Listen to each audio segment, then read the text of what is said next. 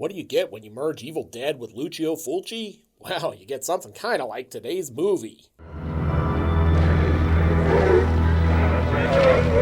Welcome to Sick Flicks, where I take a deep dive into the cinematic sewer to help you embrace your inner gore geek. I'm Mike Bracken, aka The Horror Geek, and today we're covering Charles Philip Moore's Evil Dead riff, Demon Wind.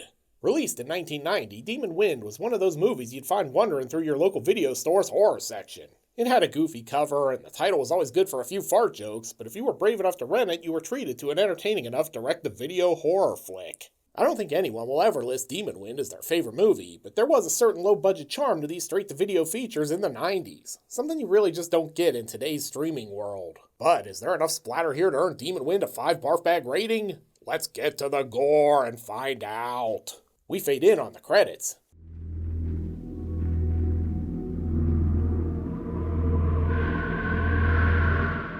Demon Wind. I sure hope this movie doesn't blow. Then we jump to this guy burning on a cross. And man, there's no non-offensive joke to make here. I was gonna go with, Jesus Christ, he's on fire. But I decided against it. Then we shift over to another dead dude.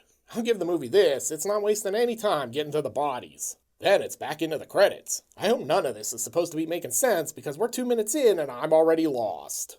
But hey, there's a Stephen Quadros sighting. We last saw him in the pre-Sick Flicks days in Shock 'Em Dead. I know that my baby slept with half the town. Oh, and Rufus Norris, brother of Chuck. No, not really. At any rate, this is a weird place. They've got Jesus pictures everywhere and weird pentagrams on the floor. Whoever lives here might have a split personality. And written and directed by Charles Philip Moore, which really sounds like a serial killer name. Charles Philip Moore, better known as the Springville Slasher, was executed today. See?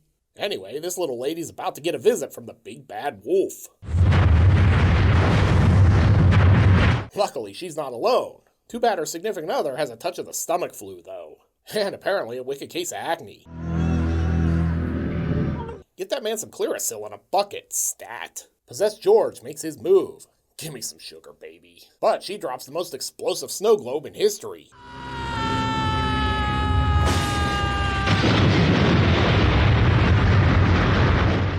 Jesus, this is the Ford Pinto of snow globes. And over in another movie, we're now in the present, which is good because I was already bored of the past. These two are taking a nice drive through the countryside. I can't stand this anymore. Corey, will you talk to me? About what? About anything, about what you're thinking. Do you really want to know what I'm thinking? I'm wondering how Han Solo made the Kessel Run in under 12 parsecs since a parsec is a unit of distance and not time. She's like, I knew it. How much farther is it to your grandparents' farm? Less than 12 parsecs. Hope you weren't too comfortable here because we're jumping into a flashback.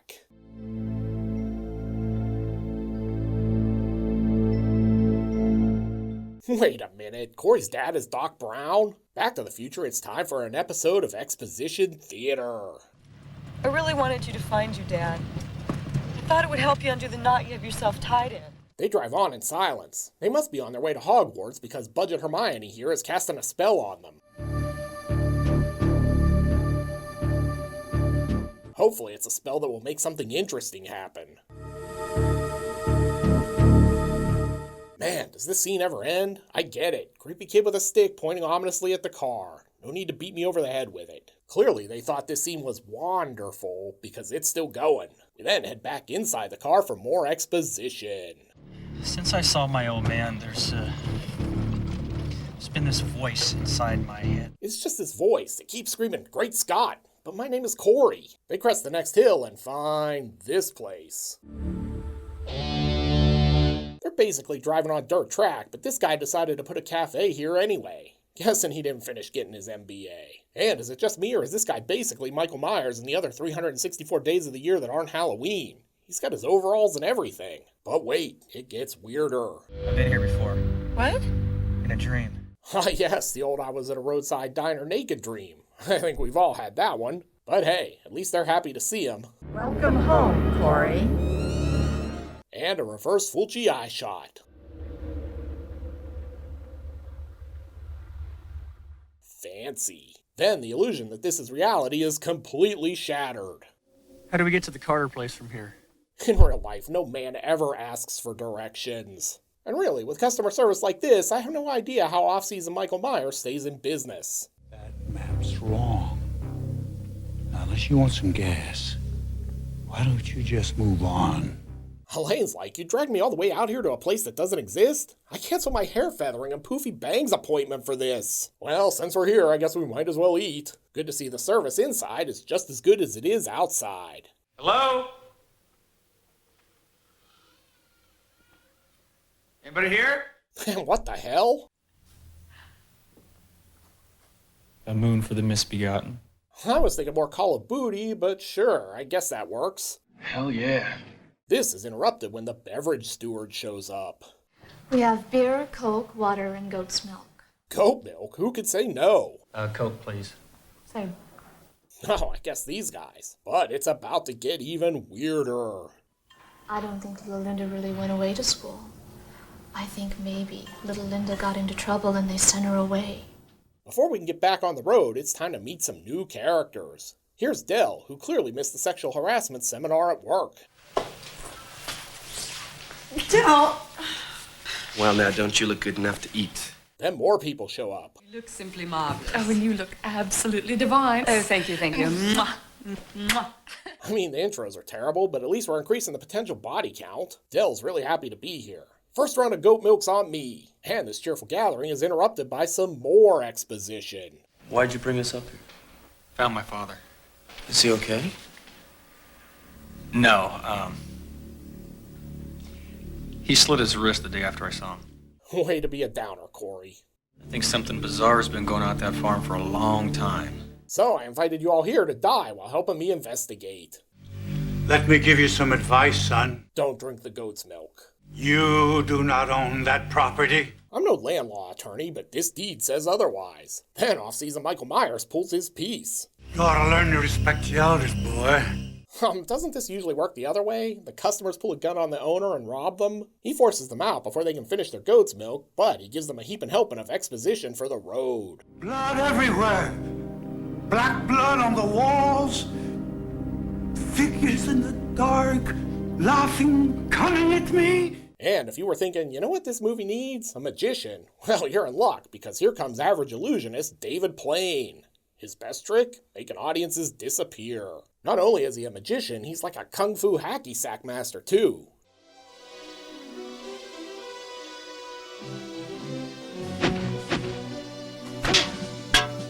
Talk about kicking the can. Then off-season Michael Myers turns into budget-crazy Ralph and sends them on their way with some sage words of wisdom. You're making a bad mistake, boy. Oh, and thanks again for the goat milk. I don't know about you guys, but I hope this movie finally arrives at its destination soon. I haven't seen this much driving since Nightmares on a Damaged Brain. Man, we're really padding the runtime here with the driving. Thank God they finally arrive. Looks like the welcoming committee was prepared for them. Somebody deranged wandered through here, tortured whoever it is in that cross, and set fire to the house. Oh, I don't know. They probably just forgot to take down their Halloween decorations. Or they crucified someone. I mean, really, could go either way. I wonder who it is. Well, allow me to introduce myself. I'm John Bon Jovi. I've just been hanging around here waiting for you guys to show up. Living on a prayer and all that. Sensible people would see a crucified skeleton, rubble, and body parts and get back in their car. But not Corey. He decides to explore. Either this cabin leads to another dimension, or it's just some shoddy trick photography.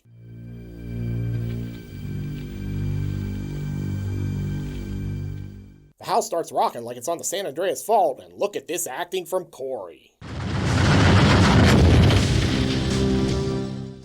I hope he put that on his career demo reel. They all flee, but if you guessed the cars weren't going to start, give yourself a screenwriter's credit.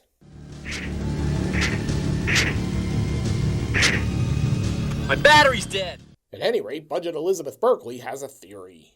Jack, there is something here, something evil. Evil? Evil where? There.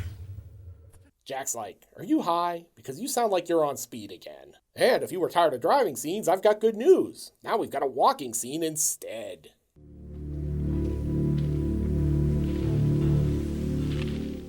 Eventually, they walk right through this fog bank and then wind up right back where they started. Oh, God. Oh, no. Son of a bitch. You could say they were mystified about how this happened. On the plus side, at least they didn't warp back to the beginning of the movie. If that weren't crazy enough, then these weird kids warp in. They're not all sweet and innocent, though. One sends Dell flying, while the other turns Budget Elizabeth Berkley into a doll. And you can see Jack making the doll talk. You lied. Guessing his new ventriloquist act is going to need some work before he takes it on the road. Then Stephen Quadros and Dell square off. Sweep the leg, Johnny. Back inside, Corey explores his way right into this jump scare. And he's found this book.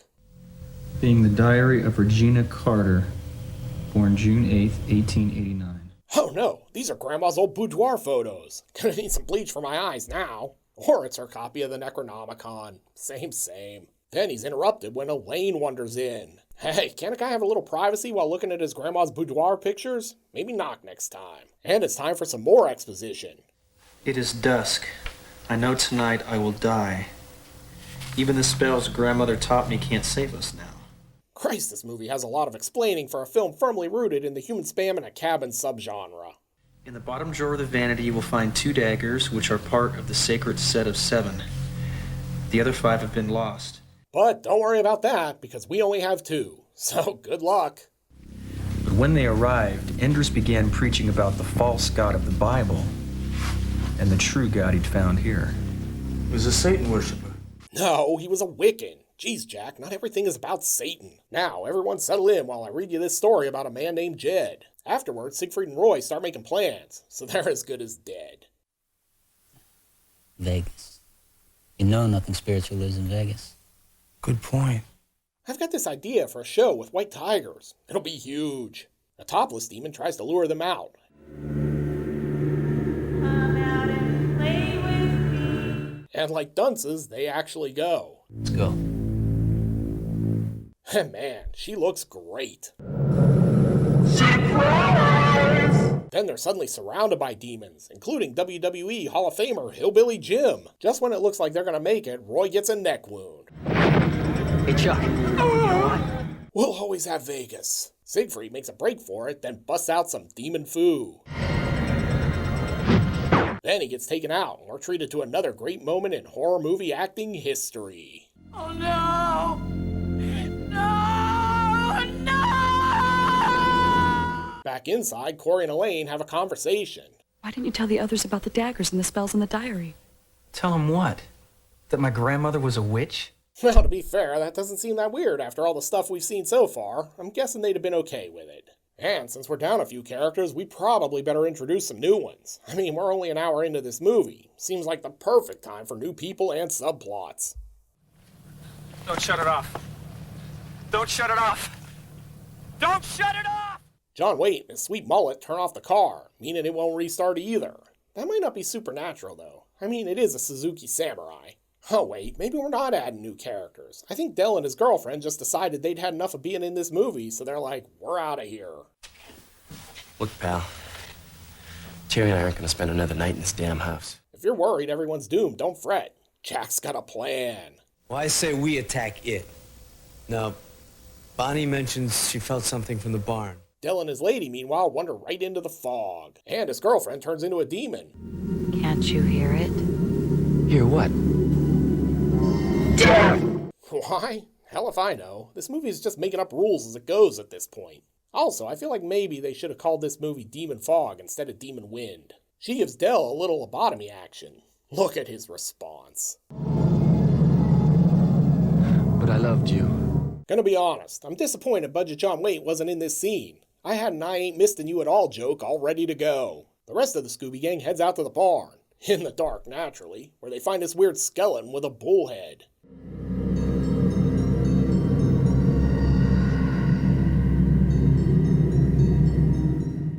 The bull demon skeleton's like, I'm feeling horny, and then asks the new girl if she wants to suck face.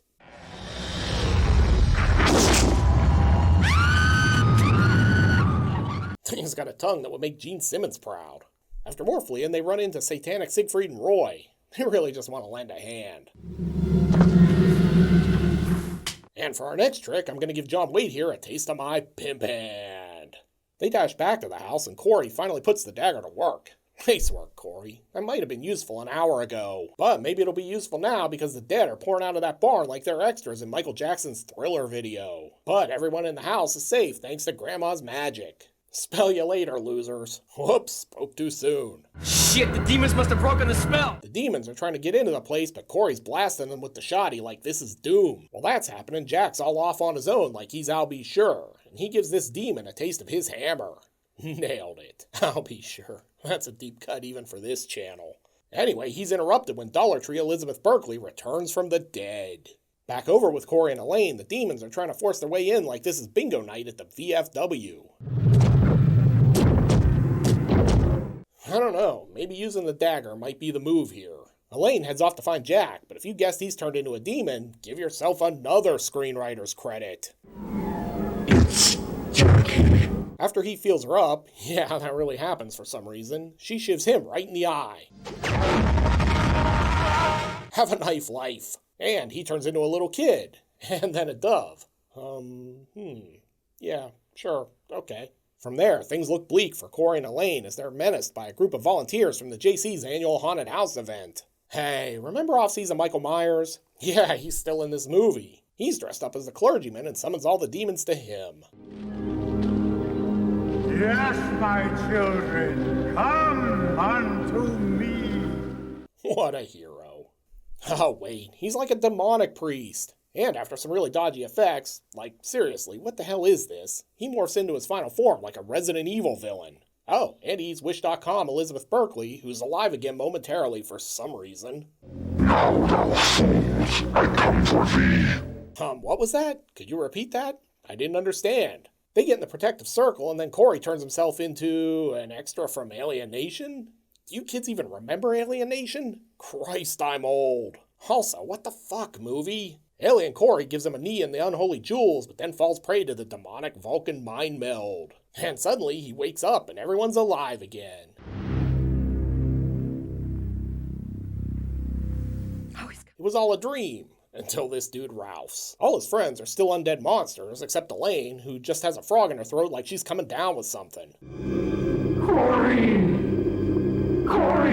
After a bunch of jibber-jabber, they duke it out. Corey gets him with the cross-body block. While he's doing that, Elaine's reading the incantation, and our demon lord bursts into flame like he's a Jerry Lee Lewis song. And then he explodes like he's a faulty snow globe.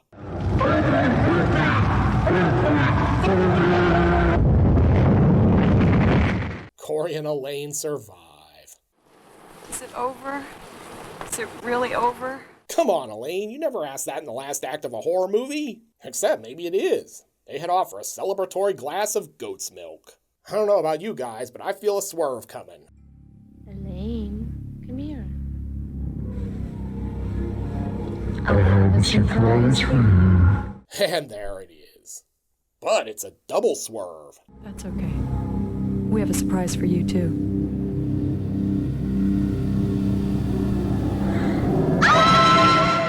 Guess they'll be taking that goat milk to go. And there's always one last demon left. As far as Evil Dead riffs go, I've seen way worse than Demon Wind. This one never reaches the over-the-top levels of exuberance of Raimi's film, or even Kevin Tenney's Night of the Demons, but for a movie made for $500,000, it's not terrible. Sure, the story doesn't make a lick of sense, and the cast is underwhelming, to put it mildly, but it does have some atmosphere and some surprisingly decent effects work. But will that be enough to earn Demon Wind the coveted 5 barf bag rating? Let's go to the gore card! In terms of gross anatomy, Demon Wind delivers some solid splatter.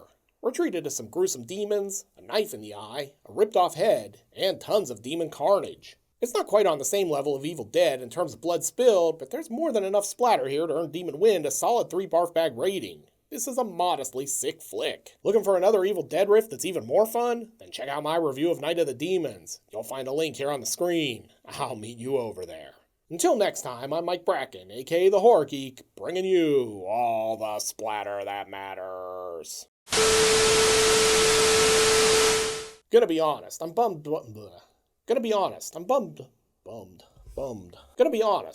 Budget John Waite wasn't in this scene. I ain't missing you at all. Oh my god. Elaine, meanwhile, is like, you dragged me all the way out here to... We need to hire a new host for this show. someone who can talk.